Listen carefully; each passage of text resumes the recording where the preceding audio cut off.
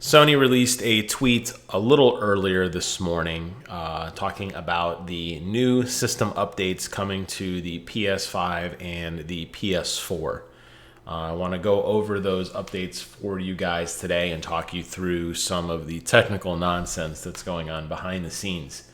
Because this is something that honestly is a reason why I have been so adamant about being a PC gamer. Is it's an optimized gaming experience. And yeah, I know PCs cost more than a console, but there are certain things that a PC does that have really not translated well into the console space until this generation. And Microsoft is absolutely taking the lead on variable refresh rate, among other things. And it's about time Sony starts catching up, because this is, to me, the new standard. This isn't something we should be... I mean, I'm celebrating that it's coming, but let's be honest, it should have been here. Okay, so let's go ahead and jump into it. I'll kind of explain a little bit as we go through it. This is a blog post. I will post a link to this, by the way, in the description below. If you don't want to take my word for it, please, I encourage you to click on it and read it for yourselves. Recall that some months ago, there was an initiative, and I actually did a video on it, talking about the PlayStation beta program. And they're looking for brave volunteers who are willing to put their console on the line to try out new updates and patches for the PlayStation OS. These were global sweeping changes in how the PlayStation worked, whether it was party support or screen sharing or memory management, whatever. A lot of those have been tested now for a long time and are finally becoming publicly available, and some of them are future patches, like the variable refresh rate. So first and foremost, you can turn on your PlayStation and you're going to get a brand new shiny update, which will give you a couple new things. There is a test drive feature that they have right now for the voice command. Recall when Microsoft was heavily pushing the Kinect, that a lot of the functionality in navigating those menus was done via Kinect.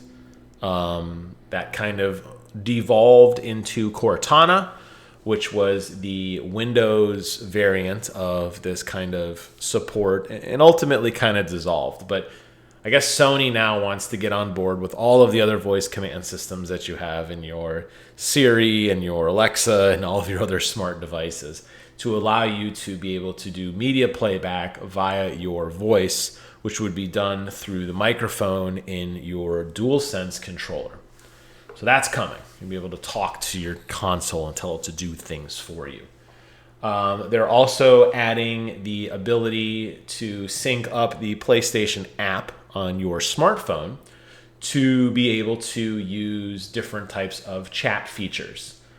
This will help you to quickly set up groups with your friends for gameplay purposes, and to me is kind of the next step in that merging of PlayStation chat and social features with Discord, where it should be seamless enough that you can open up a device and say, okay, quickly make a party, and then on the other device it springs to life. Apple has been phenomenal at this with their support of all of their cross-play and cross-control functionality. It's nice to see it coming to Sony. It's nice to see them trying to put more emphasis on the PlayStation app, which a lot of us have. I don't really use it a whole lot, but this may be another reason to kind of dive into it. So those are the big updates for today. And then surprisingly enough, the blog post decides to go into variable refresh rate, which is not available right now. It's interesting, though, that this is kind of like the pre-patch for it almost. I'm not really entirely sure why it's being brought in this particular blog post now. I feel like this is information that will have to be rehashed later.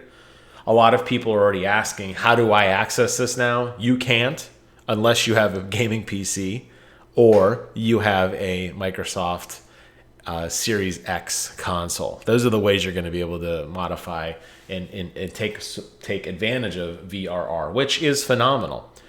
This already exists in PCs. It is known as GSYNC. If you're like me and you're an NVIDIA guy, there's also a more generic standard known as FREESYNC. And what variable refresh rate does is quite simple. is if for whatever reason your processor is bogged down and can't refresh frames fast enough, it will lower the frame rate response time on your display to match your console. Simple example.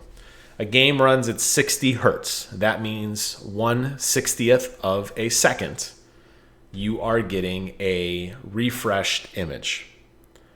If for whatever reason there's a big explosion going on, or there is some crazy particle effects or something, and your computer or your console isn't ready to refresh the image, your television or display is just going to recycle the last image that it has. This leads to screen tearing. I don't think they have a photo of it here. I thought I had a blog post showing it somewhere. Yeah, let me drag this over here really quick so you could see. And I'll post this article too. This is from the Zowie site. Now, these guys talk a lot about monitors, but it holds true. Do you see this image over here on the left? You see how, and you've seen screen tearing. It looks like a horizontal line is literally ripping the game world in two. Here on the right image, this column is nice and vertical. Imagine you're panning your camera left to right. This is clearly Call of Duty Black Ops Cold War. Know this map and this location very well. Imagine you're looking, though, this pole, see how nice and smooth it is? You want that to be fluid going across. If for whatever reason your console or your computer is lagging on the refresh, it's only going to refresh part of the image, in this case the top half. The bottom half hasn't changed, but the top half has. And as a result, you get what's known as screen tearing. Now, it doesn't last forever because usually the bog of the system clears itself out, and ultimately you get a nice clean image for the next time and the smoothing goes down. But on games that have significant frame pacing issues, like From Software games, Elden Ring clearly comes to mind right now, you do experience a significant amount of screen tearing. There are simple ways to fix this. The simplest way is to essentially cut off your display and say, I don't care how many frames per second you are actually producing. I only want you to give us this many. And you can dope that on a computer and say, hey, only output no more than 50 frames a second, or only output no more than 30 frames a second, or whatever. This works as long as your frame rate is higher than the cutoff number. So if your frame rate is varying wildly from 70 to 100, and you say only refresh 60 frames a second, it's going to throw away extra frames, and you're going to get a crystal clear, smooth 60 frame per second experience because you got more processing going on in the background. And that's great. You don't even need to see that. I don't care. Just give me a nice, smooth 60 frame per second experience. What happens when you go the other way? What happens when you are outputting your television, as most American televisions do support 60 hertz, and you are trying to output an image at 60 hertz, but your frame rate drops to 30 hertz or to 40 frames per second or to 50? What happens then? Well, if your cutoff was 60, unfortunately, you're not getting frames out fast enough, and that is what happens with screen tearing. Variable refresh rate is a technology that allows your television to essentially match the output of your display in real time, of the source material in real time, rather. What that means is when your frame rate drops, the resolution on your TV will temporarily drop to match it. That means every single updated image is coming at one time. There's no cutoffs. There's no half image. It wasn't done finishing, whatever. And you will get a very visually smooth experience. Now, clearly in a perfect world, you output a game at a perfect 60 frames or whatever per second. You have a perfect monitor that does that, and there's no issues. And games that are optimized well will never take advantage of this technology because they don't need to. Or in my case with the PC having a high-end computer, you're going to be throwing away frames in exchange for a nice, smooth experience. But as we know, there are games and consoles like Nintendo Switch which can't really keep up with what's being thrown at them.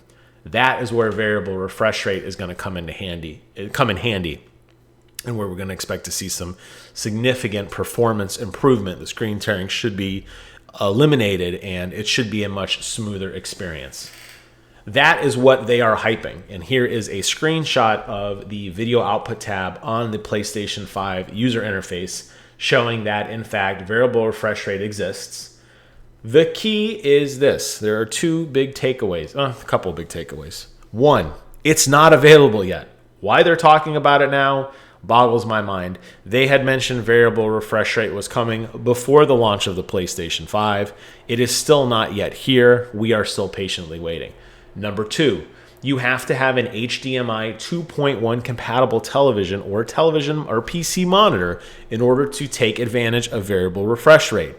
Just because your TV has HDMI doesn't necessarily mean it supports HDMI 2.1 standards, variable refresh rate standards, and it may not work. As a matter of fact, the nice fancy TV I have upstairs that I paid way too much for many years ago does not support variable refresh rate. My gaming monitor, because it is a GSYNC enabled monitor, does support variable refresh rate. So something to keep in mind if you're looking to buy a new television in the future is, can it support that? So it's coming, it's not here yet, and you have to have the right television for it. And lastly, not every game is going to take full advantage of variable refresh rate, and there is even an indicator on the screenshot here for using VRR on unsupported games. There are chances that by enabling that option, you may get less than optimal results, you may get weird artifacts, you may get weird nonsense. The best way to fix this, honestly, is to not sell us games that suck, that can't manage a stable frame rate, whether it's 10, 20, 30, 60, 120 frames per second. The wild varying swings on games is what is causing this problem. This is the solution from Sony to give you a better experience. And it should, in theory, give you one, granted that you have a TV and that Sony gets off their butt and finally decides to release this update. As I said, everything I talked about will be in the description box below. While you're down there, why don't you click the subscribe button? It helped me out a ton. Thank you guys so much for watching. Hope you found this video informative. And until next time, I will see you guys on the other side.